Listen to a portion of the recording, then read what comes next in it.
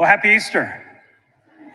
It's so good to see everybody here this morning. Thank you for coming out. It's love hearing the chimes of the children. So keep them crying and keep them coming. It's so awesome. Makes me feel at home. Growing up in a big family, it's like you don't want the sound of just like dead silence. You like the life of the children and the smells of Easter. And so it's so great to be here. You know, this journey started literally when we all got dirt on our foreheads just a little while ago. You remember back in it was at Ash Wednesday? And it really did start with Adam and Eve when God took dirt and created them. And so it's like amazing how everything that began with just such simple beginnings now comes to fruition and fulfillment in this incredible day of the resurrection of Jesus Christ. And how can we not recognize that it's in our senses, it's in this way that we can experience the Lord? And what a blessing it is to see the sights, right? And, you know, like somebody asked, how do optometrists listen to music? And they said, with iTunes. You see, our eyes have these ways of like bringing in such experiences. Or if you have a friend and you got to do some taste testing with your friend, would you call him your taste bud? It's amazing how the taste of food can really just start to bring in the experience of Easter. Or what did the left eye mutter to the right one? It said, between you and me, something smells. See, our nose, it has this great gift of being able to smell. Or the loud noises that can be extremely harmful to our ears. They can badly hurt your eardrums. Get it? Hurts, you know, like that? Yeah. And this is the worst one of them all. I don't know how this got in the homily. But anyway, I'm going to say it out there. You know, this grandson was reflecting. He says, I'll never forget how grandma died. These were her last words. This lemonade tastes like bleach.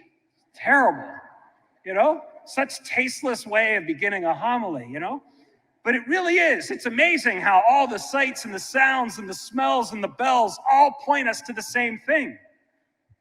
Something that seems so anticlimactic, an empty tomb. Like, who cares? Why is this empty tomb like such a big deal? I don't really know the answer to that, but I do know this. That it's not in the empty tomb that we're drawn today. And in fact, what we're really drawn to is a victory, is something that Jesus Christ won in us. It's so beautiful. You know, Deacon and I get this opportunity, and some people get to do this. When you baptize a baby, at the very end, have you ever like seen like the priest or the deacon bless the little body parts of the baby? Like the eyeball and then the nose and the lips and the tongue. And it's as if Jesus wants us to know that on the day of our baptism, the reason why he's not in the tomb is because he wants to be in us. He wants our five senses to be ways in which we can feel the victory of the resurrection. And so today, that's why all of us dress up. That's why there's these great sights and sounds and smells, because the day of our baptism is the day that Jesus won this victory. And so Resurrection Sunday is a chance for us to recognize that the tomb is empty because Jesus wants to be in us. And such an amazing presence. And so this victory that he won, the victory is first over death. And last night we had over 11 people come into our Catholic church. And one of those people who came into our church is Hindu. And his mom was not doing very well health-wise, and so he knew that the laws of his country would not permit a priest to go into the deathbed of his mother to baptize her, even though his mother wanted to be baptized. And so he flew 1 month ago over to India and clandestinely went into the hospital and then baptized his mother, despite him being Hindu and coming into the church last night.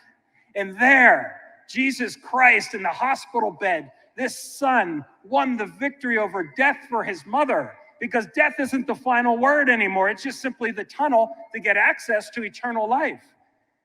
Where were you baptized?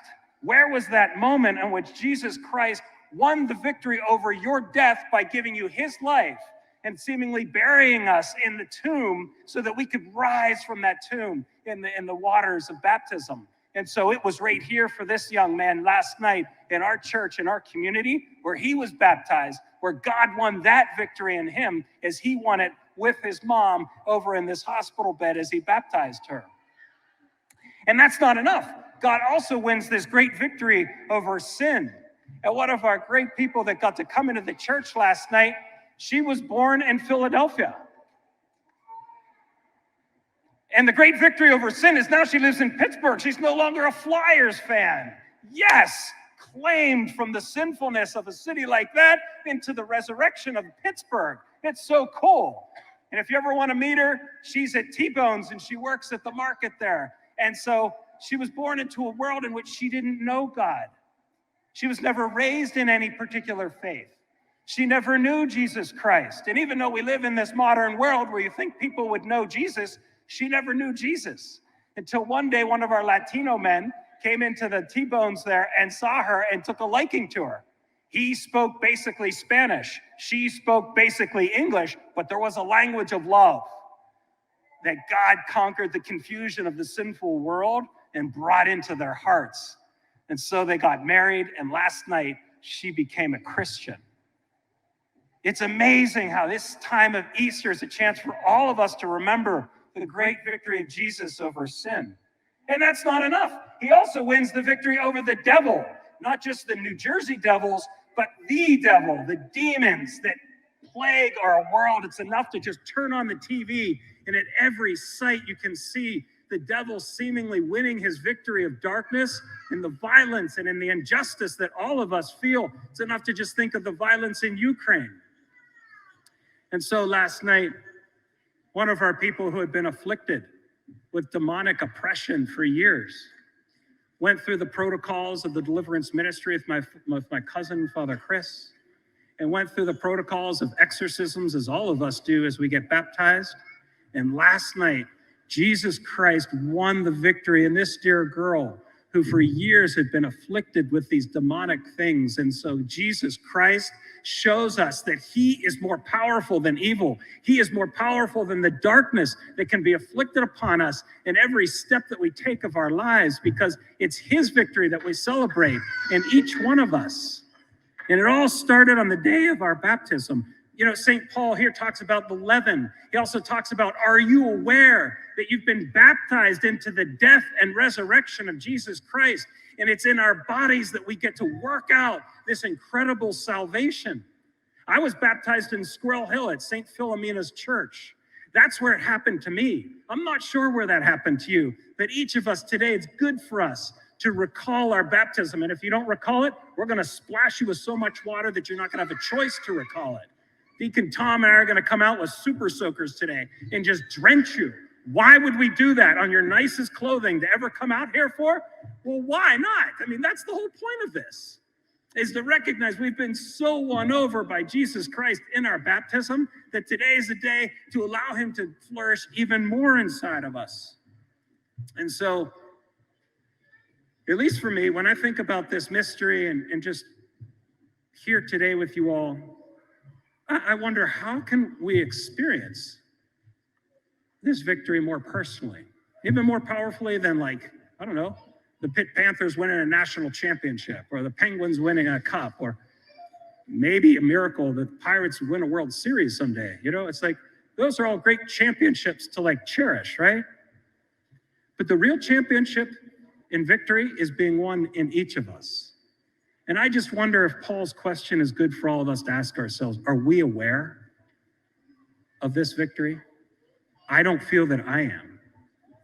And so perhaps in order to get access to it, it's good for us to go through our senses and recognize that the empty tomb is empty because Jesus is actually present to us.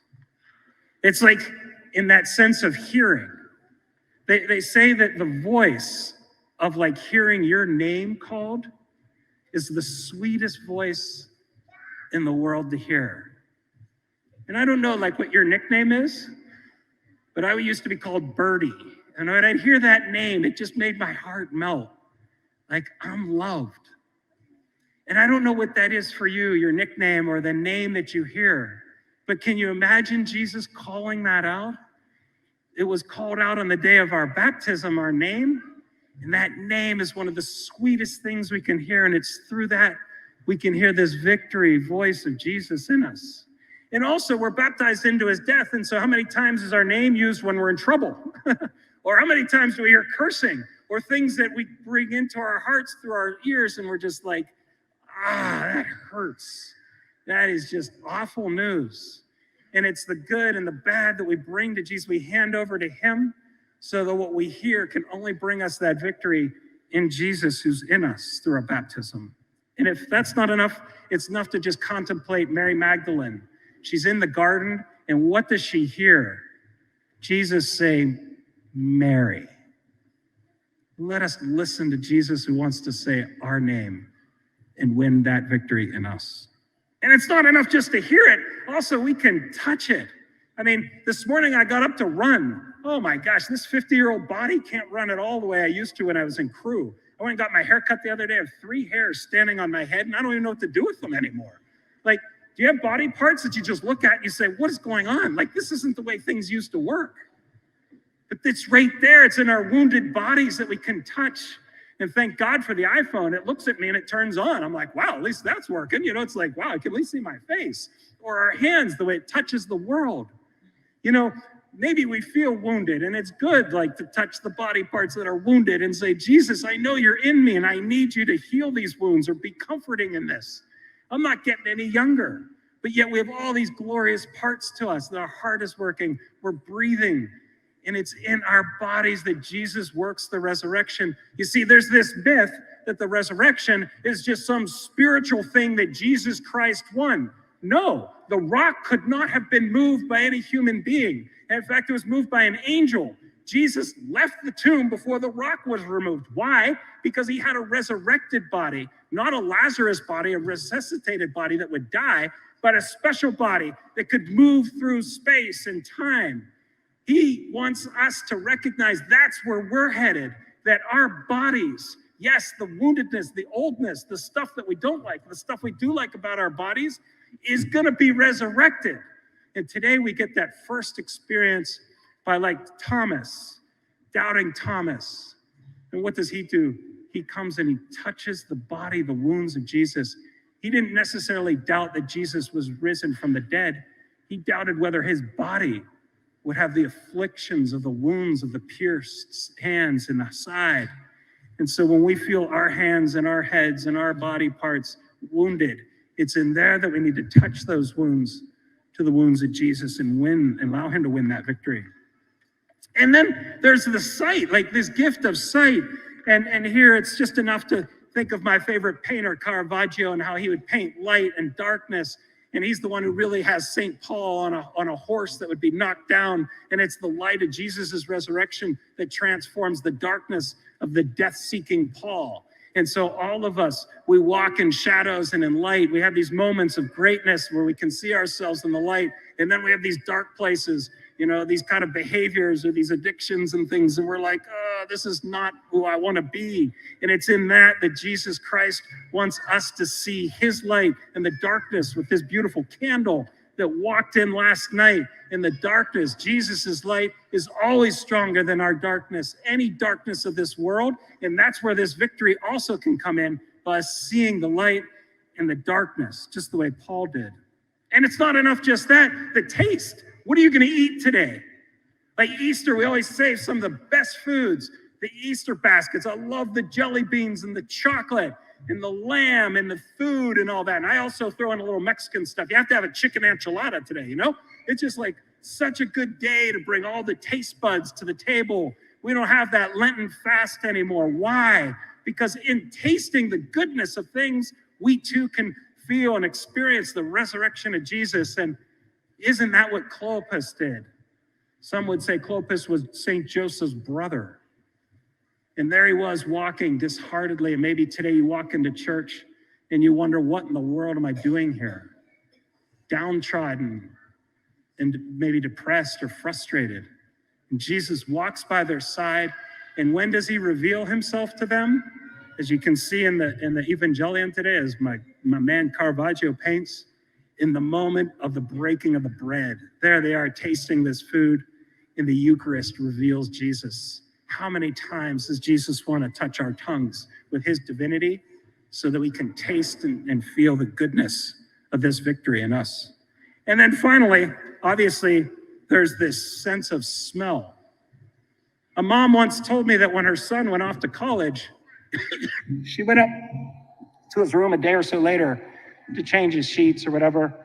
And when she pulled the pillowcase off, the scent of her son was there. And she just broke down in tears. They say the sense of smell connects us so much with our memory. Another woman told me a week before she had unfortunately had to bury her mom. She was grocery shopping and she smelled White Shoulders perfume, which was the same scent of her mother. It made her think of her. These incredible gifts that we have. St. Paul would say that Jesus triumphantly processes into this world, leading us by spreading his fragrance, the fragrance of the knowledge that Jesus Christ is in us, the fragrance of Christ, who St. Paul would say, therefore, we are the aroma of Christ, that the very smell of ourselves, the very ability to smell the Easter lilies, is this great procession of Jesus Christ who wants to be the fragrance. And how many times do the smells don't smell good? There's this sulfuric acid that exorcists would say is like the scent of the devil. And so in our world, in this death that we were buried into, obviously, we have these smells that are not good, that smell terrible. And it's in that, and it's funny, right? Like the sense of smell, you can't, like the cartoons always have the scent of like bacon or whatever's cooking, and you can see the smell. You can't really see a smell. It's kind of like faith. You can't always see it, but there it is present. And so let us today recognize that the tomb is empty because Jesus wants to be specially present in the room of our hearts.